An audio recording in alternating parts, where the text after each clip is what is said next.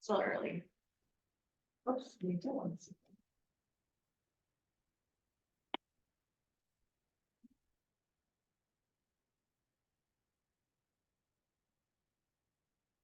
See pictures email yet? I did. I found the person I need to contact. Apparently the person that does our website is somebody else. Somebody else as far as who? It's not Gagik and it's not Brian. It's Oh, not, it's a her company. name's Priscilla. Yeah. So I found her information. Okay. So I'm gonna dig through the website right now and see. Okay, yeah, we need to remove and change things. Yeah, and then we got another call from Francine Keenum.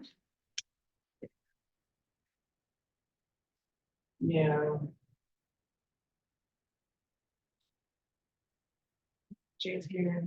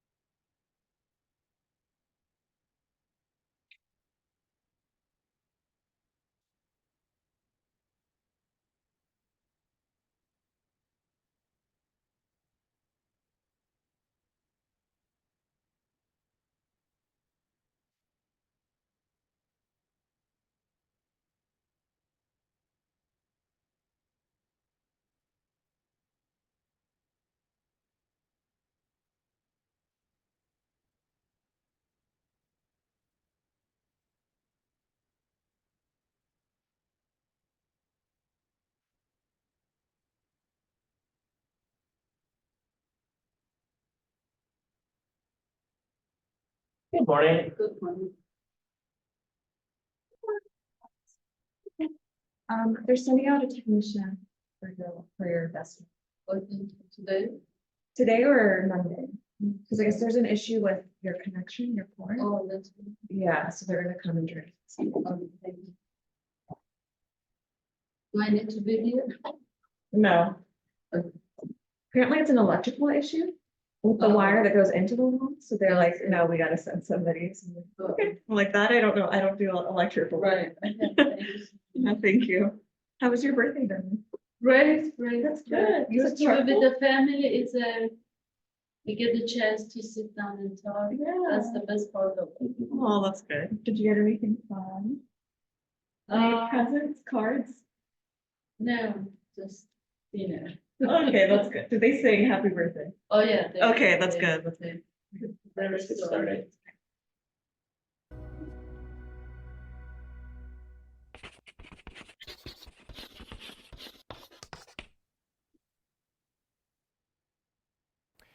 Hi, this is Brian. Welcome back to Philosopher's Notes TV. Today we've got another great book, Everything is Figureoutable by Marie Forleo. I wish I had a copy of this book in my hand.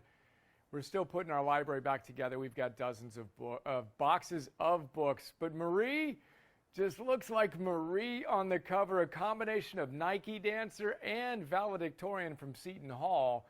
Brilliant, playful, practical, wise. And this book is amazing. So I knew Marie was cool. And in fact, I knew she was more than cool. I'd interviewed her before. Alexandra's a huge fan. But I don't really watch videos at all or listen to podcasts or anything. So I hadn't really been exposed to her wisdom much because I'm a hermit who reads books. So when this book came out, Alexandra got it. And when she got it, I immediately took it, read it, loved it, and I knew Marie was cool. I did not know that she was this cool. Again, former Nike dancer, coach, created the B School, which you might have heard of, and she's incredibly smart. The valedictorian from Seton Hall, and as a nerd, I like those intellectual chops, and she brings that brilliance intellectually with a pushing the edge playfulness and humor, with a practical let's go, let's do this energy that made this one of the best books I read when I read it last year, I think it was, and in general. This is awesome. If you're a fan of Marie, get it. If you don't know who Marie Forleo is yet, I think you'll love the book as well. As always, we've got a philosopher's note, 6-page PDF, 20-minute MP3. Check out 600 plus of them at optimize.me, along with a bunch of other stuff. And we've got 5 ideas here. The first one is, thanks, Mom. Marie kicks the story off with a story of her awesome mom, who basically could get anything done. And one day, she came into the kitchen. Her mom was fixing something or other, right? It was something funny. I can't remember what it was, but she was fixing it.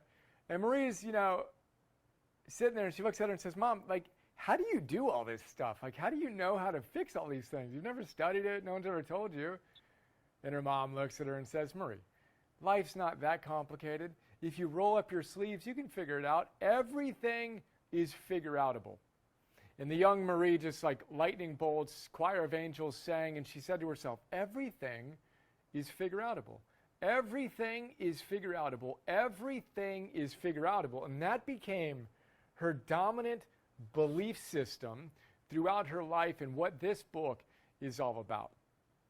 So, next idea, she talks about the magic of belief and just how important it is to take an inventory of our beliefs and to start with the meta belief, the number one kind of keystone belief that will open all of the doors, which is, of course, everything is figure-outable. What if you had that as your belief? Everything is figure-outable. Doesn't matter what's going on in your life, from the mundane to the super challenging, everything is figure-outable. She says it's super important that we start with that belief and then know that beliefs shape more than we may be aware of. And she references some studies that we've talked about in different notes, including one that's just crazy. You can bring people into a surgical lab, and these people believe they need knee surgery, right? They've got knee issues, etc. But they come into the study, half of them get a surgery, the other half don't get surgery, but get what's called a sham surgery. And then what happens? The ones who think they got a surgery report benefits commensurate with those who actually got the surgery. How could that possibly be? Because beliefs matter. What we believe tends to come true in our life. And again, it's not as simple as that. You need to put in hard work, etc. in general. But there are some crazy studies like that. And then another one where people who are certain believe that they're allergic to poison oak, for example. You can blindfold them and tell them, okay, now I'm brushing you with a feather, and you brush them with poison oak, and nothing happens. Then you brush them with a feather, and you tell them, I'm now brushing you with poison oak, and then they have this huge reaction to it, allergic reaction, although they were not touched by the thing that they believe they were allergic to. And again, we talk about this in another book called The Relaxation Revolution by Herbert Benson, a Harvard MD, who wrote The Relaxation Response, and it was the first guy to study meditation in depth. And he's all about belief and the power of our beliefs. So the magic of belief, it's big. As Marie quotes Henry Ford, whether you think you can or you think you can't, you're right. Whether you think you can or you think you can't, you're right. Seneca said it 2,000 years ago. He said, it is not because things are difficult that we do not dare, right? It is because we do not dare that things are difficult. If we had the belief that everything is figure-outable, what could we do in our lives? We're going to talk about that a little bit more in our 4-letter word conversation. But first, Marie talks about the fact that simply writing down what you want. So you believe everything is figure-outable. I'll pause now. If you believed everything was figure-outable in your life, what would you do? Would you do anything a little differently today? What would your life look like in 2, 3, 4, 5 years if you, in fact, approached your life as if everything is figure-outable? Again, she goes through all kinds of exercises and reflections, etc. But think about that for a moment. Check out the note, get the book, etc. What would your life look like? Well, think about this while you do that. Marie tells us that simply writing down your goals increases the likelihood of you achieving those goals by 42%. 42%. That's crazy. She said, if I was told that I would win a bet, I'd have 42% greater likelihood of winning a bet if I wrote it down. I'd write it down. It'd be crazy not to write it down. So what do you want in your life? Are you writing it down consistently? As it turns out, I interviewed Marie Forleo and Ryan Holiday, if not in the same day, back to back. And I interviewed Ryan about stillness is the key. In Stillness is the Key, as we discussed in that PNTV, he talks about what Julia Cameron calls spiritual windshield wipers, where you journal every day for 2 minutes, 5 minutes, 10 minutes, whatever. But it gives you a bit of clarity on what's important in your life. And I said, as I said in this note, if your ultimate goal in life, and again, you're going to increase your odds of success by 42%. So what do you want in your life? What's your ultimate goal? And what are your little goals? If your ultimate goal, as we encourage you to consider, Aristotle's summum bonum, to be the best version of yourself, to actualize in service to the world, well then guess what? You should write that down on a daily basis. My ultimate goal is to be the best version of me. This is what I journal every single day. So we've got our big three, right? We've got energy, we've got work, and then we've got love. So what I want to do is I want to show up as my best version of myself in that. So I start by reflecting on, well, what's my identity? Who am I at my best energy-wise? Who are you at your best energy-wise? For me, it's athlete. I'll write it in. It will be a little bit small, but I'm an athlete. And I write that like that, the classic Greek sense, which means to struggle, to compete for a prize. My identity in work is a philosopher. I aspire to be a world-class philosopher and teacher. I'm a lover of wisdom. I'm passionate, professional optimizer. I capture it with that symbol, phi. And then love, my identity is soulmate. I want to show up as well as I can for my wife, my kids, for you, for our team, etc. Daimon to daimon. The ultimate game is to express the best version of myself, you daimon. I want to help you do that. That's an act of love for me. My work and my love, there's really no dichotomy. That's my identity. I write that down every day. I write this down. It takes me literally 1, 2, 3 minutes to repeat this on a daily basis once you get the hang of it. And we have our optimized coaches do this every day. It's a requirement to graduate our program. You got to do this. 42% boost. Boom. Are we serious or not? Then we say, okay, what does the best version of me do, virtues-wise, when I'm at my best, right? So athlete, I'm disciplined. This is literally my journaling from this morning, by the way. And then philosopher, I'm prolific. That's the virtue I want to embody today. And then love, I'm connected. Guess what? My odds of achieving this go up by at least 42% when I take the minute, 2, 3 to write it down. And then we say, okay, that's not enough. What behaviors are you going to engage in to drive that identity through those virtues into what you do today? And I've got my series of things I do, movement-wise, energy, eating-wise, sleep-wise, etc. And then I've got my deep work goals. I'm filming this on a weekend. I'm going to put in a few hours of work. I'm going to film this and a couple other ones. Boom. That's what I'm going to do today.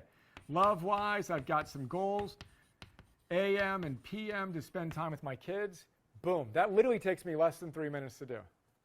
My odds of succeeding in what I've said is most important to me goes up radically. What do you want in your life? Are you writing it down consistently? Kind of went off there, didn't we? Highly recommend you do 42% boost. That's crazy. 4-letter words. Marie's funny. Very, very, very, very funny. And again, this is a very interesting connection of brilliant, funny, pushing the edge, funny, and super wise and practical, which is one of the reasons. And she integrates so many of the ideas we talk about in our 600 notes that we have at this stage, et cetera. So 4-letter words. Can you guess what they are? They're not what you think. No. She says, look, too many of us use this 4-letter word. I can't. I can't fill in the blank. What are all the things you're telling yourself you can't do? Seriously, if you feel so inspired, press pause right now. And again, Marie has some great exercises. What do you say you can't do? What is it? I can't do this because I'm too old, or I can't do this because I'm da-da-da-da, whatever it is for you. She says, look, that's a 4-letter word. Stop using can't, right? Be honest with yourself. The real issue is not I can't, but I won't. And you want to make that clear, not because you're lazy, not because something's wrong with you, but because that's the honest response. The reality is for most things, 99%, she says, of the times you say I can't, it's really I won't. I'm not willing to pay the price to go do this. But let's be clear. I can't do this every morning. I don't have a minute or two or three. No, you can choose not to and say, I won't, but I can't is disingenuous. You can, but you're choosing not to. And it's really important that we get clarity on that because you're giving away your agency, your sense of self-efficacy and power. You don't want to do that. Be powerful. Say, I choose not to do that. I choose to live a mediocre life. I could stop watching TV and start investing my time in my kids or my family or exercise or my creative endeavors, but I choose not to do that. That's a much more honest response. But then when we're honest with ourselves, we realize, you know what? I actually can do a lot more of those things, especially when I engage in the number one belief, the key that unlocks all the others, which is everything is figure-outable. Who do I really want to be? Energy, work, and love-wise. Because you can do those things if you choose to pay the price, again, within the constraints of your reality. But that leads us to the final idea. Actually, I'll go back to one more four-letter word. But that leads us to the idea that your potential is unknowable. Marie says, quote unquote, and we say this all the time, it is literally infinite, your potential. And it's unknowable. You just don't know, right? But first, we'll go back to one more four-letter word, which is fun. She says fail. Fail is actually, what is it? Oh yeah, faithful attempt in learning. Fail. It was just a faithful attempt in learning when you failed. We don't just shame ourselves. Win or learn. Faithful attempt in learning. Now what? But that requires a growth mindset, which requires you play in your growth zone. Running out of room here. I'm getting fired up with the chalkboard usage patterns. So here's a little thing I like to draw often. His circle became part of his face. There's you. There's your comfort zone. Here is your infinite potential. It exists, as you might notice, on the other side of your comfort zone. Now, how does it feel to be outside your comfort zone? By definition, uncomfortable. Marie tells us unequivocally, echoing all the great teachers, your infinite potential exists on the other side of your comfort zone. You need to get comfortable feeling uncomfortable. And when you do, then you can spiral up and realize, oh yeah, win or learn, there's no such thing as failure. These are faithful attempts in learning. Boom, let me make my mistakes. Let me get a little better. Growth mindset, Carol Dweck 101 style. Spiral up with that Ray Dalio mistake learner's high. And I know I'm dropping a lot of references. If you're following along, you know what I'm talking about. But there we go. Growth zone. You can play here with confidence, calmness, knowing everything's not going to go perfectly, but ultimately everything is figure-outable if we pay attention to Marie's mom, roll up our sleeves, get our beliefs right, starting with that one, whether we think we can and we think we can't, we're right. 42% increase in our goal achievement. I'd suggest you focus on the most important goals and go out and give us all you got today. Marie, thanks for the awesome book. Appreciate you. High fives, and high fives to you. What did you get out of this? What's the number one thing that just jumped out and landed that most resonated, that you think could have the most positive impact in your life? How can we move from theory to practice to mastery today?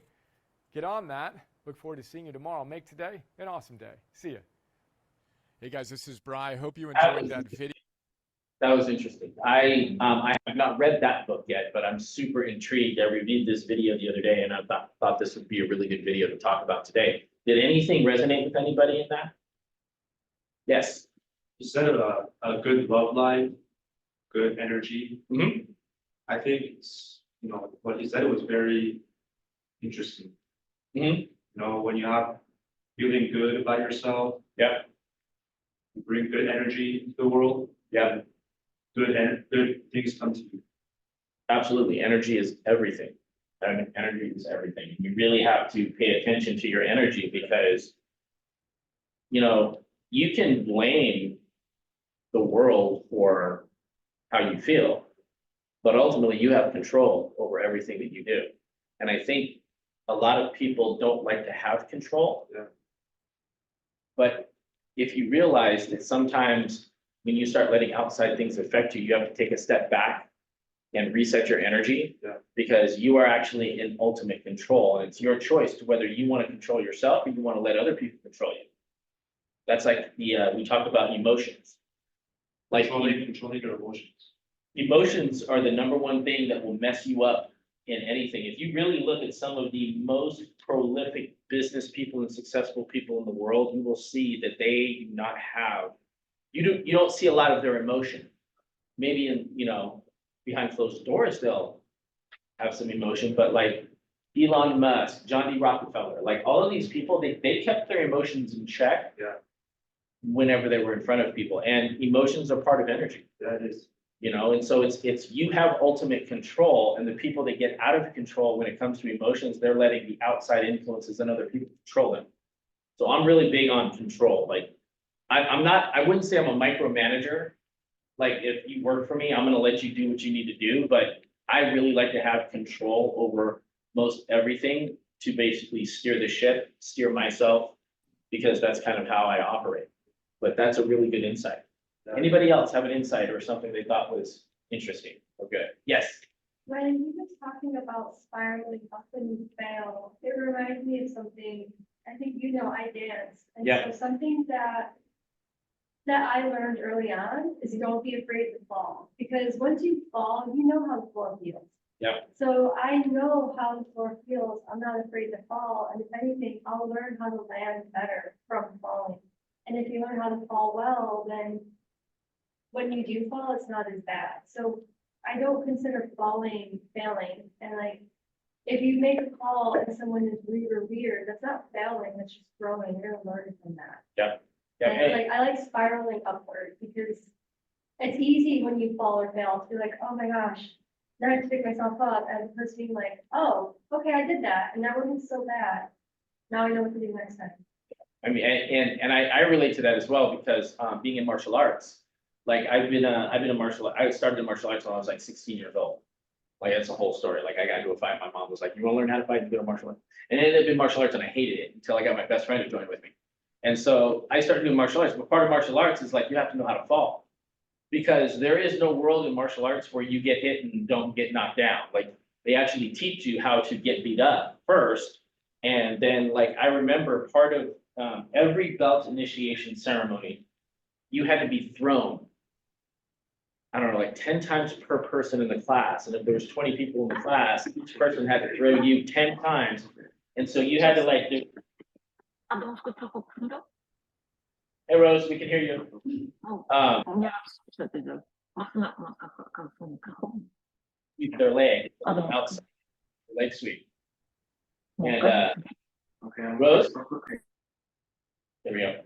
So it's an outside major leg sweep, and they basically, you grab somebody and then you throw them on the ground, and you had to do that. That's just one, there's one that's over the shoulder or whatever, but like you had to get thrown 10 times per person in the class. And if you did not know how to fall in the beginning, oh, you definitely knew how to fall by the time that was over. So that resonates with me because and I think you have a perception of like failing and falling as going down, when it should actually be going up. But it also comes back to the mindset. Like when he talked about, everything is figure outable, it's not that difficult. And to me, that goes back to the basics. We look at people that are massively successful as if they figured out something that we haven't figured out. And that's actually just not the case. It's not that they figured out something, it's that they've mastered the basics and they do the basics at a higher level than what we do them. So I'll give you an example of that, is that the #1 team in Los Angeles did $168 million in sales last year.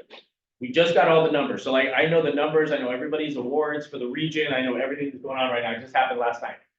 So 168 million in sales, one team did that. That's 254 units. In 1 year, that's almost a sale a day, right? That's a lot of business. What do you think that person did to get that business?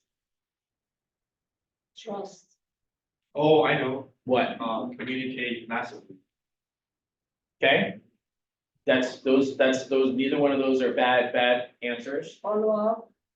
Follow up, okay? We're getting closer, Being confident in who you are. okay?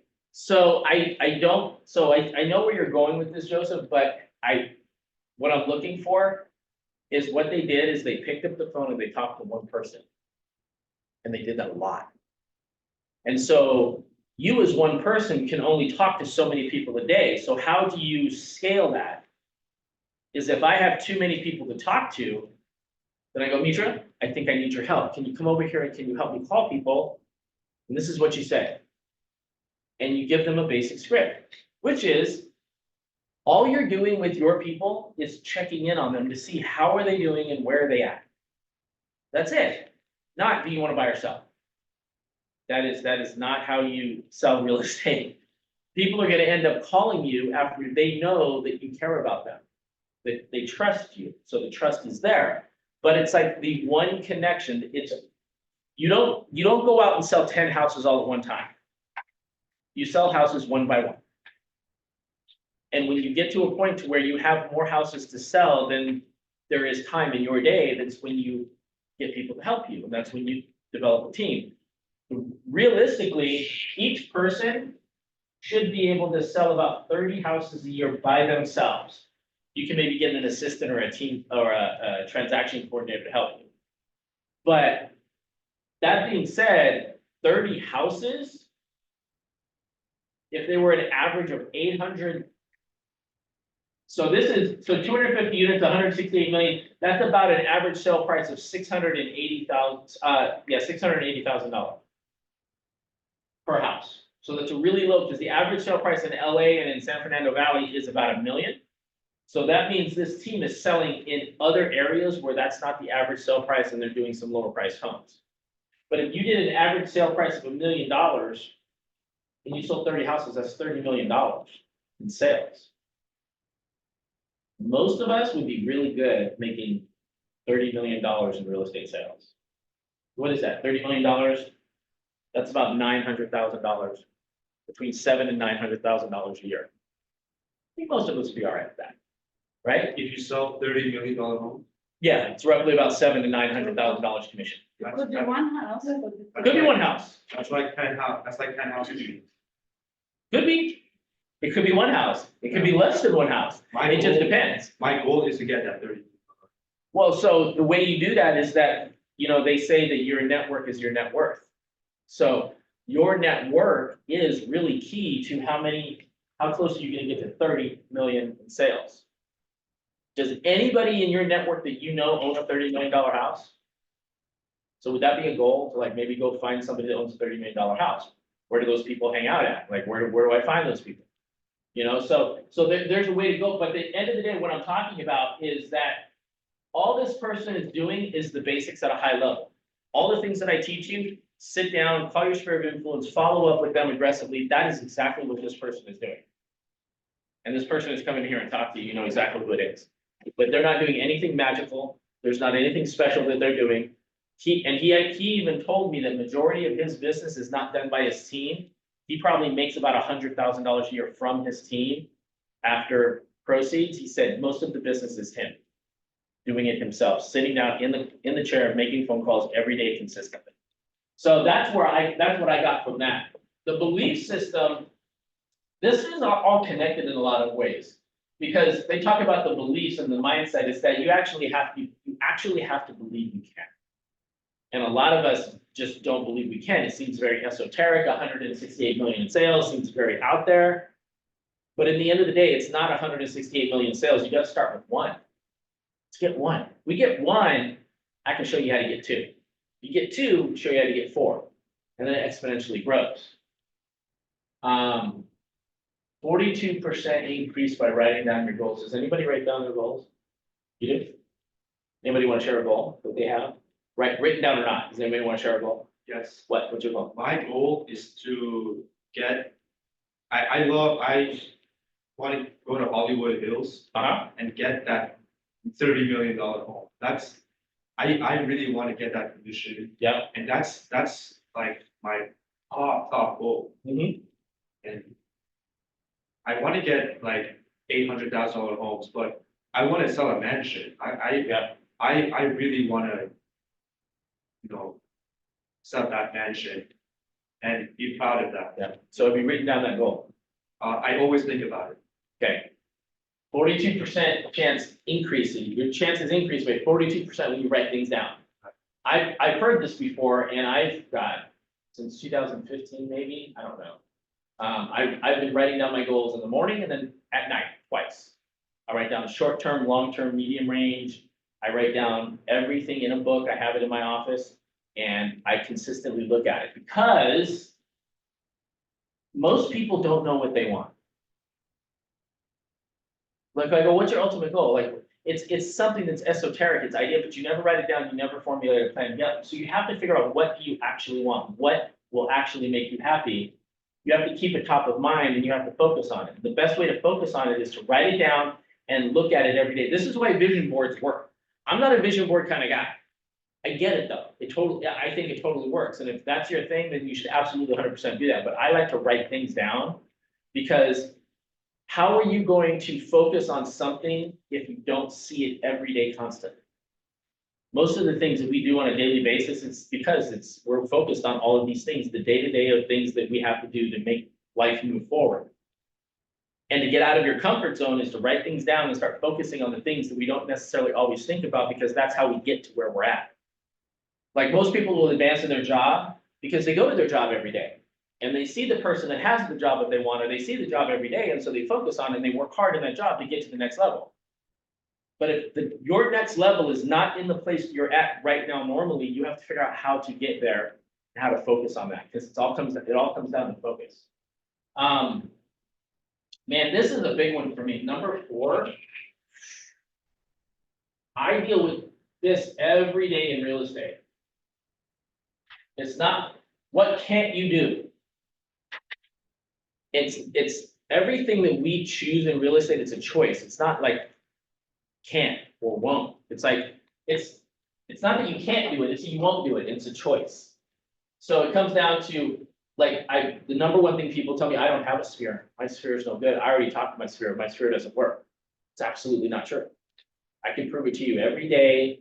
I have people we can call and talk to. I can show you.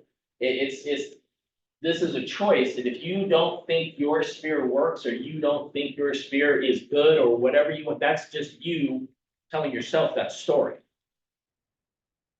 Door knocking doesn't work. I just talked to somebody about this yesterday. Door knocking doesn't work. And then I said, really? And then the next thing that came out of their mouth is, well, I just don't like it. Got it. So it's not that it doesn't work. It doesn't like, oh, because of the Ring cameras. I actually think the Ring cameras are a gift for real estate if you use them the right way. So it doesn't work turned into, I just don't like it and I don't want to do it. And now the excuse is it's the Ring cameras. So that's a choice. So what are you willing to do to be successful? That's really the key. And then, like, cold calling doesn't work. And don't get me wrong, I'm not going to advocate for cold calling. I hate cold calling. I'm really good at it. I can do it all day, but it sucks. It sucks so bad. There's just if you want to get business, there's way easier ways to do that. But if like cold calling is your thing and you love it and you like people that like, you just want to dial all day and not get anywhere and have people swear at you and hang up on you. Okay, if that's your thing, you will get a deal. You just have to be patient and you have to keep improving on what you do consistently. But if you want to be massively successful and you want low-hanging fruit, I would do what this guy does. So this guy did not just do 168 million last year. He did like 250 million the year before, and he did like 200 million the year before that, like hundreds of millions of dollars every year consistently by doing everything that I tell you guys to do. Like everything I tell you to do, that's what he does. Like exactly what he does. So all of this stuff, it's not, I can't, it's I won't. It's a choice. We all make a choice every day. And it's because we are in a comfort zone that we just are not comfortable with. We're just like, you get in the comfort zone and you don't want to move because it's comfortable. Like we all have our couch, right? When you buy a couch, you don't go, I'm going to buy the most uncomfortable couch I can find. Nobody says that, right? We want the most comfortable couch. We just want to sit on them. We want to be comfortable. It's a really important thing. Convenience and comfort is a really big, in my opinion, problem in our world because, I mean, a drive-through is so popular because of its convenience and its quickness. The problem with massive success is it's not comfortable, it's not convenient, and it is not quick. But if you go down to the basics and you go down to growth and getting out of your comfort zone. Like Rockefeller was a billionaire in the 1900s. Really? He is widely considered one of the most wealthiest men in the history of the world. Well, he was in the oil business, right? Oh, he was in a lot of businesses. He was a lot. I would, if you're very interested in him, I would read his autobiography. It's very good. I'm reading a book by him right now called The 38 Letters to My Son. Super interesting. It's slowly becoming one of my favorite books. But if he was worth all this money back in the 1900s, when there wasn't internet, there wasn't cell phones, there wasn't the amount of people on the planet then that there are now, because the amount of people, to me, show opportunity. If you look at the amount of opportunity that's out there is insane. I'll give you an idea. I think Shopify, the people who own Shopify made $5 billion. That's insane, right? But did you know the users of Shopify made over 200 billion? They made a fraction of what their users made. And that's because the amount of opportunity is equal to the amount of people that are out there. So they created something and a lot of people wanted to use it, so a lot of people wanted to pay them to use it. But at the end of the day, it's a one per person communication thing that they did. They got one person using, they got another person using, they got another person using. That's the same thing with real estate. So it's like you just gotta go talk to one person. You gotta go talk to one person, they're renting, they don't wanna buy, okay. That's one in the database, got you. Not ready to buy yourself. In the database, I'm gonna follow up with this person. I'm gonna follow up with this person 40 plus times a year, done, that's one. Walk down the street, find it, put another one, bam, bam, bam, bam, bam. You start putting people in the database, and the thing is that the quicker you can grow your database, the faster you're gonna get to that $30 million sale or the $30 million in sales. $30 million sale itself is really few and far between. To like put all of your eggs into that basket, I don't know if that's the best decision. Because I think you'll be able to get to $30 million in sales in general faster than trying to sell one $30 million property. Because that comes down to relationships. So, so if you like, listen, Frank, I really don't have a sphere of influence. My entire family died on a plane crash. I don't know anybody. I just met you, so you're my first person I know. I know that sounds silly, but let's say that's true. Okay, great. You can go meet 10 people right now by walking down the street. That's what I do, like when I walk out here, Mhm. I talk to like the construction people, the bus drivers. Why doesn't everybody do that? Everybody doesn't do that because to walk up to a complete stranger and do it is uncomfortable and is awkward. So the way you get through the awkwardness and the uncomfortableness of it is that you have to at least start having a conversation. You're gonna have that conversation, it's gonna succeed or fail. If it fails, what did you do that you could do better next time? And then the quicker you can go from that person to the next person, the next person to the next person, the next person is gonna determine how quickly you're successful. But it's the speed. Speed in business is key. People who wanna wait to do things, I'm just not a fan of people like, so everybody in the room, there's no offense to you guys, but like, when I meet with somebody, like, I gotta think about it. So I let everybody think about it. But in the end of the day, when you have to think about something, it's not about making the decision. It's about the information you need. There's something that you have to go through your mind because all you're doing to make a decision is you need more information. So you need to gather as much information as you can and realize that speed in connecting with people and putting them in your database and following up with them is going to get you a sale faster than anything else on this planet. Because you're gonna talk to a whole bunch of people and everybody's gonna be like, I'm good, I don't have to buy, I don't have to sell. That's today. In 2 weeks, that might not happen. Tracy's not on here right now, she's at a meeting right now because we have some friends. So let me do this timeline for you so you understand. So it's us, it's Tracy's sister, and then Tracy's sister's best friend, and Tracy's sister's best friend's parents. That's sphere of influence. So we were told years ago, these people are interested in possibly buying. Go in the database. follow up, follow up, follow up, follow up, follow up, follow up. Constant, 2 years. 2 years. 2 weeks ago, they contacted Tracy and they're like, we just saw a house. Oh, no. We have a friend that's a neighbor that is getting ready to sell their house. And we're like, oh. They're like, we think they have an agent, but it's not on the market yet. We knew the agent. Because we put agents in our database as well, and we follow up with them as well, because that is a source of goodwill and it's a source of referral. So we got, instead of going after the client, we just contacted the agent, because we're not gonna undercut somebody about relationship. And so we contacted the agent. It's funny because this happened right after my car fire. Everybody knows about my car fire. No, I didn't, no. Oh yeah, my car caught on fire while I was driving. Today? March 14th. Wow. That's it, sorry, we'll talk about it afterwards if you want. So my car caught on fire, and so like, it was all over Facebook, all over Instagram, and, Tracy reached out to this agent that we knew, and she calls, and the first thing she says, is Frank okay? So that's the key of a relationship there, is that I met this person 1 or 2 times, we're friends on Facebook, but like, we have this connection. And we're like, hey, we have a client that might be interested in your property. And she's like, you know, we're not putting you on the market yet, but this is the price we want. We don't think we're gonna go under that and blah, blah, blah. Negotiate, negotiate, negotiate. Got everybody put together, got the entire family out there to look at the property.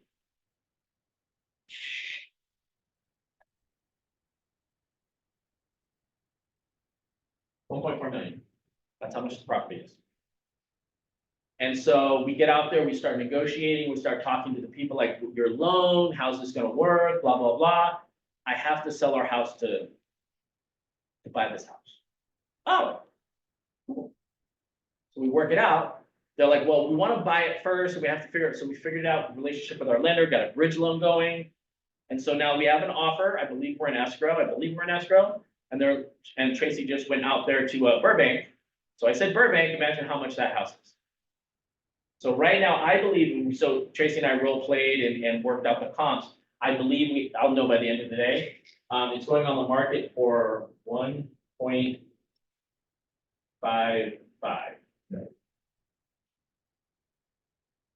So that is almost 3 million in sales. Took 2 years.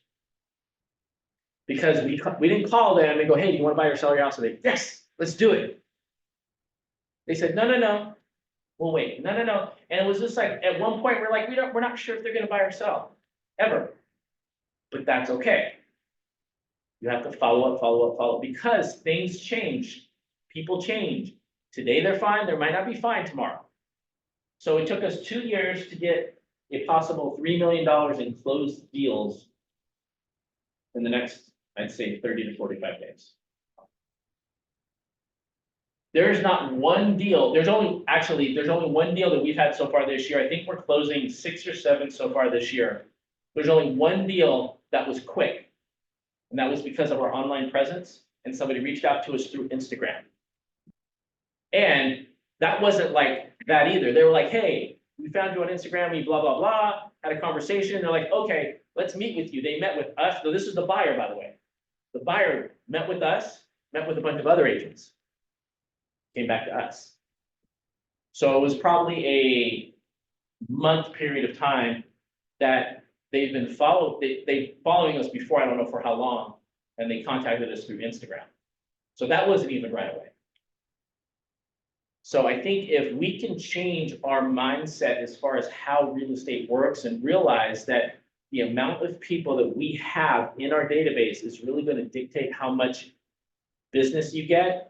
Because it's the 6% rule. 6% of everybody you know is going to buy, sell, and refer business out in the next 12 months. But the 6% is based on the fact that you've talked to everybody in your database and they know you're a real estate agent and you're following up with them. You can't say, well, it didn't work for me. I have 500 people in my database. I only did like 5 deals. Does every person in your database know you and have you talked to them? Most likely that's the answer is no, you haven't. It's not easy. It's got to get out of your comfort zone. So this goes back to this other thing here, why don't you hit your goals? I think we touched on that, but the reason we don't usually hit our goals is because we don't think about them all the time, you don't focus on them, you don't write them down. I am really big into technology, I love technology, when the new iPhones come out, I am on it. I am just one person removed of, I'm gonna stand in front of the door until it comes out, like, you know, those people would stand in front of the door, like, I'm not those people, but I'm really close to it. Just because I value my time and I can't do that, there's a guy that created a business, where he'll stand in the line for you. I mean, I think he's doing pretty good, but, I'm really big into technology, but yet I refuse to do anything else but write my goals down on a pen and piece of paper. Like, if you can find me an amazing pen, like one of my ultimate gifts that nobody knows about is I love pens. I love really, really nice pens. And I'm really picky, and sometimes the best pens are not the most expensive ones. It's all in the feel and the stroke of the pen. Like, it's very important, but I write them down, and I do that every day. I'm very big into writing things down. I think it connects you with what you're writing down a lot more when you do that. The iPad writing down, that's not too bad, it's okay. Thoughts, questions, what do you guys have? Anybody on Zoom have any questions or thoughts? Asterisk, user. You should change that name, like user, so it's not like user. Any other thoughts or questions? My theme for everybody is that I would focus on what is your goal for this year. We're going into the second quarter. It is not too late to make $100,000 a year in this business right now. If you started right now this second with 0 sphere of influence, you can absolutely 100% do it. 100%. If you guys want to connect with me one-on-one, I will sit down with you and we will go through what you need to do based on where you're at. I will tell you right now, you will probably not be super happy about it, and it'll probably be uncomfortable. Because you'd already be there. Does that make sense? You'd already be where you needed to be if it was comfortable. I'm not big on comfort. So if you guys want to sit down, let me know. I would love to sit down with you and go through one-on-one what you need to do. It'll be super monotonous. It'll be based on consistency, and it would be based on probably talking to a whole bunch of people in your database that you don't want to talk to. Otherwise, you are done. Questions, thoughts before we play the last? Oh, what do we got here? So if someone is, Someone is a sensitive and emotional person. So if someone is sensitive and emotional person, what do you suggest in business setting on how to become better in controlling his emotions? Are we talking about a person you're reaching out to, or are we talking about like you? I need clarification. Oh, me. Me. Okay. So you have to start slow. I would say you have to slowly start getting out of your comfort zone and what makes you feel comfortable. Like, slowly start doing things that are not normal for you. And I would read Mel Robbins' book, called the, 10-second rule. the 5-second No. rule? 5-second rule. 5 seconds. The 5-second rule by Mel Robbins. It's amazing how we get the audiobook, but it basically, at family reunion, when she spoke, she said, I'm going to do something that I don't normally do. She goes, I'm gonna go out, I'm gonna go out in the audience and I'm gonna talk to somebody. And so she jumped off the stage and she goes, but I'm not gonna talk to the person that's all excited that wants to talk to me. I'm gonna talk to the person that absolutely doesn't want to talk to me. And so she got down, there's all these big aisles, right? But then there's rows. And so she got in between the rows and she's walking through people like this. And she's like, no, you're no good. No, you look too happy and blah, blah. And she stopped in front of this one lady and she goes, are you okay? You look like you're about to cry. And she goes like this. And she goes, oh, you're perfect. Come with me. And she grabs her by the hand, pulls her out of the row. And she's just like talking about how, you got to get out of your comfort zone and how you have to take risks and all these things. She goes, I have 3 envelopes that I'm going to have you read out loud. And, are you ready? And she's like, I guess so. And she hands her one envelope and she opens the envelope. She opens the envelope and she goes to read it. And she goes, holy shit. And she goes, read it out loud to everybody. She goes, you were about to go on stage with Mel Robbins. And so she put her on stage. This lady is just like, oh my God, on stage, like freaking out. And you can tell she's super quiet, she's super sensitive, and she's losing her shit right now because she's like, I can't believe I'm doing this. And then she hands her the second envelope and she goes, you're about to sing your favorite song to everybody in the room. And she goes, what's everybody's favorite song? What's everybody's favorite song? Does anybody know? It's Happy Birthday. I think she was being facetious, but she made everybody sing so she sang happy birthday to everybody in the entire room. Because that's an easy thing to do, right? That's not really super difficult. It's weird, but now, and I can't remember what the third thing was, but the point is that you have to do things to get yourself out of that. You know, if you're an emotional person, you have to just work on controlling yourself and realize that everything doesn't happen to you, it happens for you and because of you. And you have to take baby steps. Like, you know, if I tell Amanda to do something, she might be able to do it, and it might take you longer to do something. Or if I tell Sandy to do something, it might take her shorter time to do it. Everybody's gonna do things differently. So when I say you have to go out and talk to a whole bunch of people, like, if you go do one today, that's great. If it takes you, because, and I don't know how you are, I'm just saying, if it takes you a week to get off the couch and walk to the door and go, okay, I'll open the door tomorrow. And then you go back, and tomorrow you get to the door, and then you open the door and you walk outside, and okay, that's enough. And as long as you keep moving forward and progressing baby steps to get to where you need to go, and the next thing you know, you're at the coffee shop and you're talking to somebody, you know, you have to do what's best for you. I am super aggressive, and I am just about, I want to do like the most aggressive, crazy thing that I could possibly do, because I know that's gonna make me feel good in the end because I did something. But that's probably not gonna be you, and that's probably not gonna be other people. So you have to take baby steps, but you have to get out of your comfort zone. That's the way you grow. That's why they call it growing pains, right? Growing pains are sore, they hurt. But you grow, you become bigger, and you become stronger. And so every time you do something small, you grow just a little bit, and you become a little bit stronger. Was that helpful? You scared of me, Parnia? What are you doing? Was that helpful, Benita?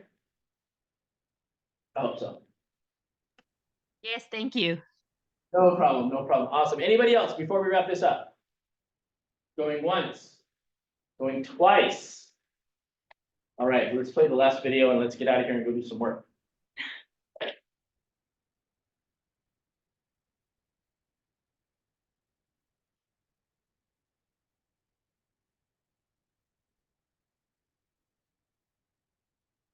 There is a difference between passion and obsession.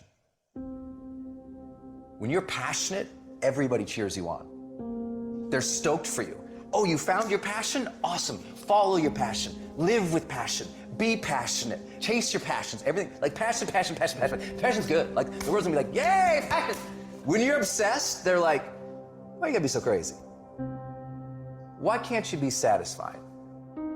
Why do you always gotta get things so perfect? Why do you spend so much time here? When you're obsessed, people think you're nuts. So it's different.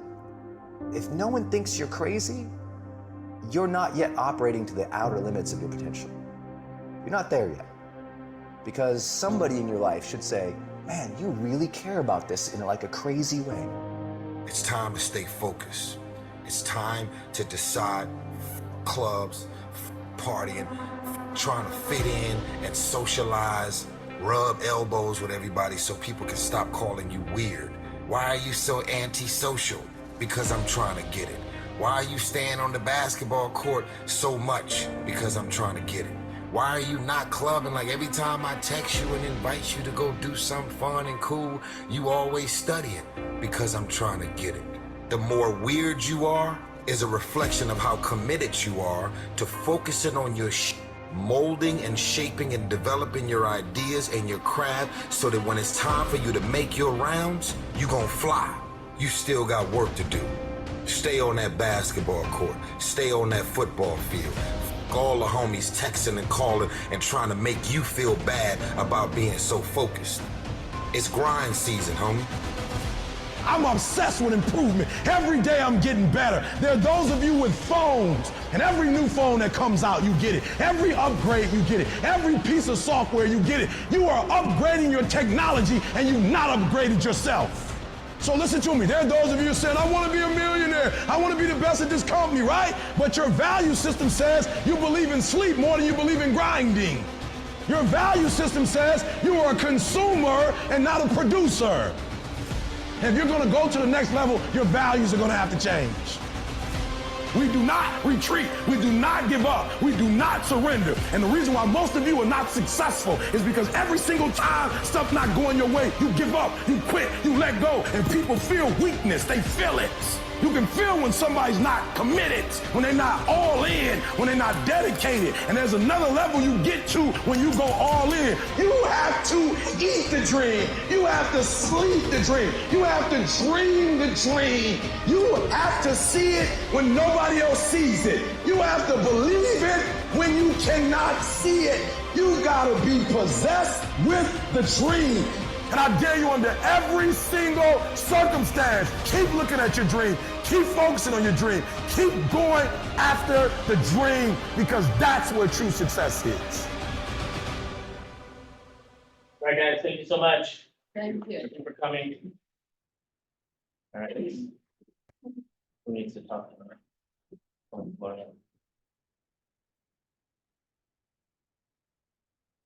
me know if anybody else pops up.